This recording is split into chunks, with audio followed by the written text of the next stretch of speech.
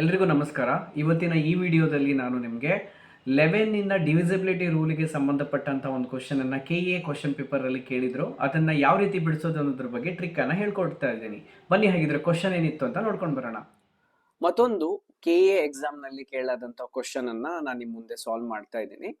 If A is a digit such that 6954A is divisible by 11, then A equal to A ಒಂದು ಅಂಕೆ ಇಲ್ಲಿ, ಆದ್ರೆ ಇಲ್ಲಿ A ಸ್ಥಾನದಲ್ಲಿ ಯಾವ ಅಂಕಿ ಬರುತ್ತೆ ಅಂದ್ರೆ ಬಿಡಿ ಸ್ಥಾನದಲ್ಲಿ ಅನ್ನೋದು ನಮ್ಗೆ ಗೊತ್ತಿಲ್ಲ. ಆದ್ರೆ ಆ ನಂಬರು 11 ಇಂದ ಭಾಗಾಕಾರ ಆಗತ್ತೆ. ಹಾಗಾದ್ರೆ ಎ ವ್ಯಾಲ್ಯೂ ಏನು ಅಂತ ಕೇಳಿದ್ದಾರೆ.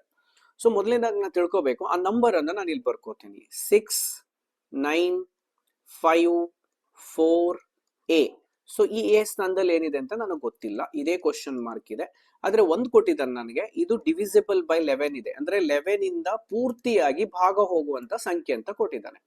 ನಾನು 11 ಇಂದ ಪೂರ್ತಿಯಾಗಿ ಭಾಗ ಹೋದ್ರೆ ಒಂದ್ ಸ್ಥಾನ ಬಿಟ್ಟು ಇನ್ನೊಂದು ಸ್ಥಾನದ ಎಡಿಷನ್ ಅನ್ನ ಮಾಡಿ ಅದನ್ನ ಕಳೆದ್ರೆ ಒಂದು 0 ಬರಬೇಕು, ಇಲ್ಲ 11 ಬರಬೇಕು. ಇದು 11 ಡಿವಿಸಿಬಿಲಿಟಿ ರೂಲ್. ಈಗ A + 5 + 6 ಮಾಡಿದ್ರೆ ಏನ್ ಬರುತ್ತೆ, ಮತ್ತೆ ಅದರ 9 ಮತ್ತೆ 4 ಅನ್ನ ಆಡ್ ಮಾಡಿದ್ರೆ, ಅಂದ್ರೆ ಒಂದ್ ಸ್ಥಾನ ಬಿಟ್ಟು ಇನ್ನೊಂದು ಸ್ಥಾನನ ಆಡ್ ಮಾಡಿದಾಗ A ಮತ್ತೆ 5 + 6 ಮಾಡಿದ್ರೆ 6 + 5 11, 11 + A equal to 9 + 4, 9 + 4 ಆಗುತ್ತೆ. 9 + 4 ಮಾಡಿದ್ರೆ ನನಗೇನ್ ಸಿಗತ್ತೆ, 13 ಬರುತ್ತೆ.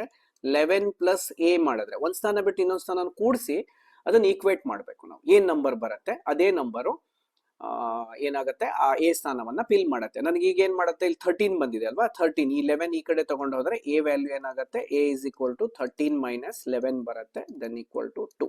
ಸೊ ಹಾಗಾಗಿ ಎ ವ್ಯಾಲ್ಯೂ 2 ಬಂದ್ರೆ ಮಾತ್ರ ಅದು 11 ಇಂದ ಕಂಪ್ಲೀಟ್ ಆಗಿ ಡಿವೈಡ್ ಆಗತ್ತೆ. ನನಗೆ ಆಪ್ಷನ್ ಎ ದಲ್ಲಿ 2 ಕಾಣಿಸ್ತಾ ಇದೆ. Option A is the answer.